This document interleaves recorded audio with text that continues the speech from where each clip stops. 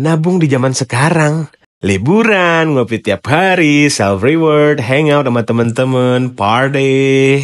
Cukup dekat dengan kegiatan-kegiatan barusan. Nggak masalah sih ya, tergantung persepsi masing-masing. Tapi apakah di era sekarang kalian masih nabung? Gue nggak tahu ya, apakah menabung itu masih menjadi kegiatan anak-anak di zaman sekarang untuk menumpuk duit. Karena kalau lihat zaman dulu, orang-orang itu cenderung lebih sering nabung. Ada lebih dikit dibeliin tanah atau rumah, atau instrumen investasi klasik lainnya.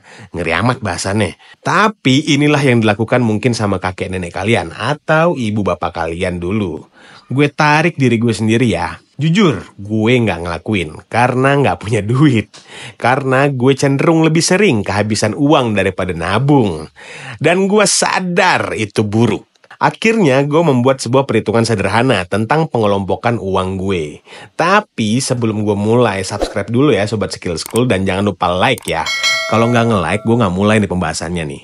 Bercanda, langsung gas. Contoh nih, gue kasih contoh ya. Gaji 3 juta. Disclaimer, ini adalah hitungan karena gue hidup untuk membiayai diri sendiri ya.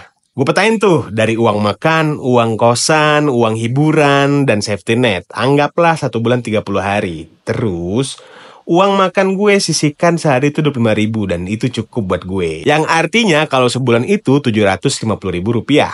Lalu uang bayar kosan, gue cari kosan yang di dekat kantor. Yang biaya sewanya per bulan adalah 500.000. Gue sengaja nih milih dekat kantor, biar nggak ada biaya buat akomodasi pulang pergi ke kantor. Lalu untuk hiburan, gue sisihin 700.000. Ini adalah budget buat gue main, ngopi, atau beli-beli barang yang gue inginkan, atau kebutuhan seperti sabun, sampo, dan lain-lain. Nah, kalau ditotalin dari gaji gue yang 3 juta rupiah, dikurangi uang makan sebulan yang per harinya adalah 25.000, artinya 750.000 per bulan. Total sementara adalah 2.250.000. Lalu dikurangi lagi uang bayar kosan 550.000. Total sementara 1.750.000. Lalu dikurangi lagi uang hiburan 700.000 dan grand total sisa uang gue adalah 1.050.000 rupiah. Lalu uang 1 juta ini gue masukin ke safety net gue, yang nantinya peruntukannya antara untuk safety net atau gue sisihin lagi untuk berinvestasi.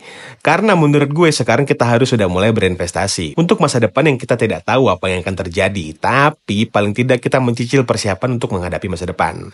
Dan ini adalah metode yang gue pakai dan akhirnya berhasil membuat gue menabung. Tapi di note ya, semua uang gue tarik dulu dalam bentuk cash. Berhubung sekarang mudah banget nih buat bayar ini itu pakai M-Banking. Jadi gue mengantisipasi hal tersebut dengan menjadikan uang gue dalam bentuk cash. Agar setiap hari gue cuma mengambil uang yang gue butuhkan aja untuk memenuhi kebutuhan harian gue. Semoga cara ini bisa kalian terapin ya Sobat Skill School. Kalau dirasa bermanfaat, kalian bisa share ya ke orang-orang terdekat kalian yang lagi kesulitan buat menabung. Dan jangan lupa buat subscribe, like, dan komen di bawah ya.